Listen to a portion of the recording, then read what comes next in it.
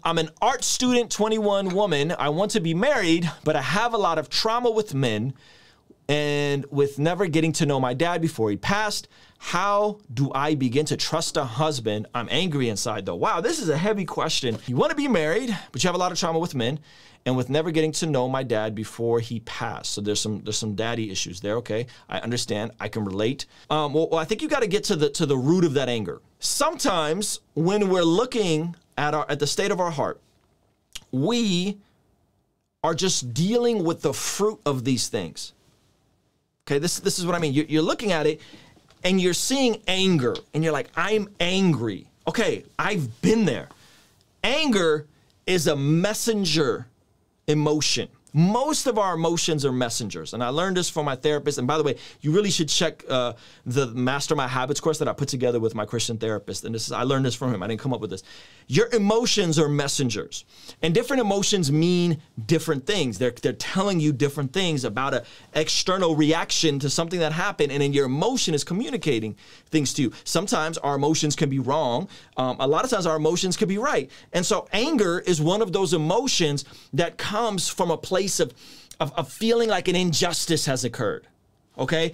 Something happened to you based on your father not being in your life, based on some other trauma you've experienced that I couldn't even imagine, that you believe and you've experienced an injustice, and that is why you're angry. It didn't just hurt you, because it didn't mean having your feelings hurt and feeling like an injustice happened. Anger is just a symptom. I have this backyard. We have this backyard, and if I don't work on the yard, the yard will grow weeds. And weeds is like the only things you don't got to plant, you don't got to water. Like weeds will just sprout up. In order for me to kill these weeds, I can't just chop them down with a weed whacker, which I've tried that before. I have to spray these weeds down so that this thing goes to the root of it, and then I got to pull the root out of these weeds to prevent them from growing back. And I got to spray more weed deterrent and killer on it, right? And if I don't do that, the weeds will keep sprouting up. And that's a lot of times how trauma is in our lives, is we're trying to deal with the fruit of stuff instead of going to the root and asking, whoa, why am I this way? Why do I feel this way? Why am I disheartened? What's going on, right? And so I would encourage you to utilize as many tools as you can. Sometimes it's just great conversation. Sometimes it's getting a mentor. Sometimes it's getting into a community group. A lot of times for me, what did it was getting a solid, healthy Christian therapist that could really sit and walk me through some of these things and help me make sense of some of the things that I'm feeling, and not just addressing the fruit of these things, but addressing the root of these things. And your dad passing is probably there. I think your dad passing, not having maybe a quality masculine male figure, probably sent you down a path of dating and maybe connecting with guys that then hurt you. They've done studies and found out, women who have a father in their life are less likely to experience all sorts of things, including trauma, including deviant behavior, right? All these different things, sexual rebellion, all these sorts of things. So there's a pattern there. So I would say get to the root of that pattern, consider therapy, and consider prayer, fasting, Bible study, and that consistent routine to just become a whole, healthy, stable person. And you then have to ask yourself the real question of like, okay, who you want to be with, the type of husband you want to be. Are you becoming the type of person you want to be with, right? And is he looking for what you're becoming? And that's the very, very, very, very like practical side of things. They say like as women grow older, they discover that what they want is a husband that is a protector, provider, and a priest, right? So if and I know that's a big broad generality. Some women be like, no, I don't care if he's a protector. He doesn't need to be buff or have muscles or know how to use a firearm. Okay, just table that for a second. But if we're just talking generalities, usually women will want those three characteristics: provider, protector, priest. And if that's what you want, if that's what you're after, are you becoming what that person with those characteristics wants in a partner? Are you becoming that person?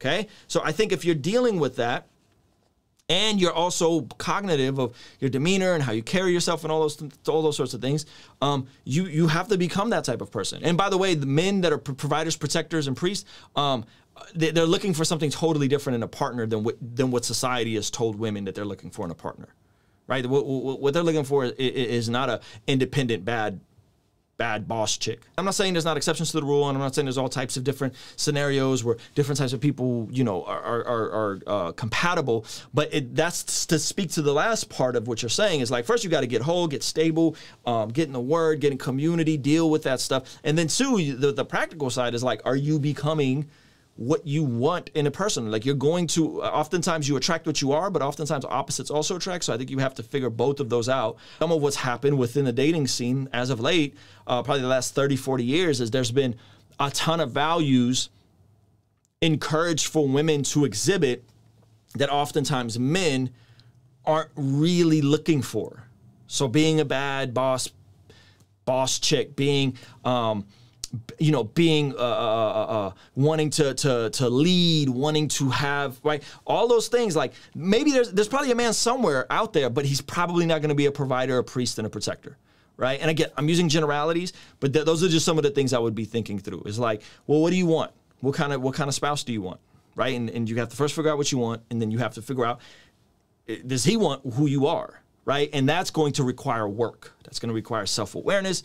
That's going to require humility. That's going to require other women, godly women getting in your life and leading you. My goodness, I'm telling you guys, women in my wife's life have been instrumental and amazing in helping her become the wife that she is today. That she's flourished to become today, and it's allowed me to become the husband that I've flourished to become today, and it's because there's been other people involved, other mentors involved. Oftentimes, the things we say we want aren't indicative by the values we exhibit. It's not I'm not trying to be mean. I can't say that I want to be shredded and at 11% body fat and then exhibit values that are incongruent with being shredded and at 11% body fat. I can't say I want to be shredded and 11% body fat and then have a cheat meal every day and then eat cookies anytime I feel like eating cookies and have pizza every other day, right? Those are incongruent values. So if I want to be this person, my values and my day-to-day decisions and my character and my disciplines have to reflect these values that I say I want. They have to be congruent. Oftentimes, we're very disconnected and incongruent with the things we say we want. If you want to be in shape, you have to eat less calories than you burn. If you want to have a specific type of marriage, you have to exhibit the types of qualities that create that type of dynamic in marriage. You see what I'm saying? And I know it's common sense, but common sense isn't so common anymore. Just hear my heart. Just hear my heart. Because I think this is speaking to some of you guys. I remember having this conversation with somebody that just has been overweight their entire life. They've always been overweight. They've fluctuated, but they've always been like 80 to 150 pounds overweight all the time. And that could be a thyroid issue. That could be a testosterone issue. There could be some other chemical issues there. And I asked him, I said, so what's up with your eating? Like, what are you doing with your eating? And he was just like, yeah, you know, I'm eating good. I'm eating salads all the time. I'm eating salads. I'm eating chicken, you know, blah, blah, blah, blah, blah. And I'm like, okay. And he's like, I think it's the salad dressing. I'm like, nah, fam. The salad dressing might have some extra calories, but it ain't the salad dressing that's doing that to your body, champ.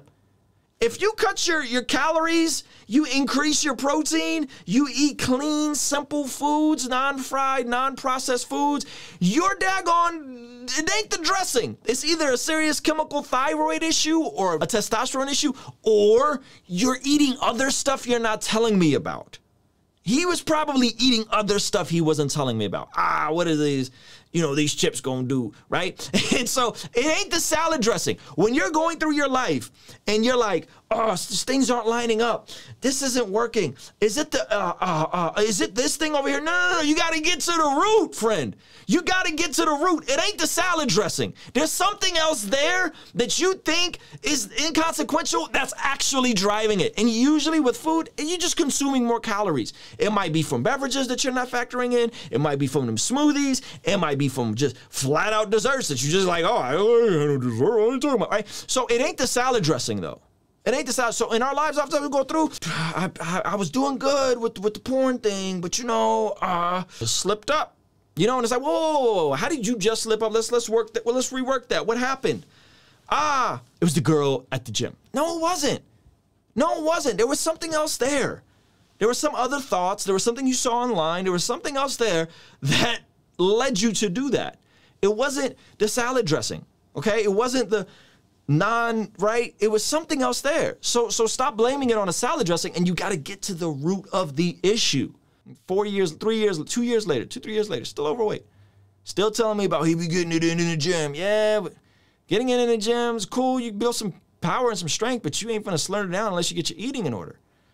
And then and if you're not eating correctly, you got to figure out why. Oh, you're eating for comfort. Oh, do you have an eating disorder? Oh, when you were a child and every time there was conflict, your mom would give you food to, you know what I'm saying? Like you gotta figure that stuff out. You gotta figure that stuff out. Why are you eating? You eating to cope? Like why, you comfort eating, right? Stop. And I'm not saying like there's not calories in salad dressing. There is, but it's not 1,000 calories that you're going over. Say you don't have no other outlets on dealing with stress and issues, right? I understand that. We've all been there. But if you could acknowledge that and you can say, okay, I'm eating to cope because I have no other outlets. Okay, boom, that's a massive movement in self-awareness. Like, amazing, praise God. Boom, you're doing, okay, let's go. Okay, so now you comfort eating, okay, that's not good. So how do we get you to stop comfort? Okay, so then we got, right, so why are you comfort eating? And can you get another way to release that stress? That, like, do you need to sit down and talk to somebody? Do you need to go on a run? Do you need to go outside, get some more daylight? Do you need to go to the gym, get on a Stairmaster? Do you need to be in a small group? Well, if we can create another outlet for you not to comfort eat because you don't know how to cope with anxiety and stress, you see what I'm saying? Like, it's always deeper. So deal with the root and not just the fruit of your issues. I really love you guys. If you want to support, go to Extra Mile, check out our shop. It's pinned up in the description. You can read reviews. We also have our fleeces in crew necks and in hoodies, and we got some sweatpants dropping, a new spring color wave, the whole bit. Patreon is the best way to partner with us, $10 a month. You can become a partner. You get access to a special separate Discord. We got a public Discord, but we got a really fire separate Patreon Discord, and we are doing our Zoom call on Sunday night, or Sunday 2 p.m. Cali time. You can call in and ask me anything you want. Hey, I love you guys. Appreciate y'all, man. Peace. Kingstream Entertainment. Ruslan. Yo, thank you so much for making it to the end of the video. Be sure to check out some of the links in his description. We have a free Master My Devo course that I put together and a free Master My Habits course that I put together with my Christian therapist, Dr. Rudy, helping you to create freedom-forming habits. All that's in the description, and be sure to check out some of these other videos from me and YouTube recommended to you, all right?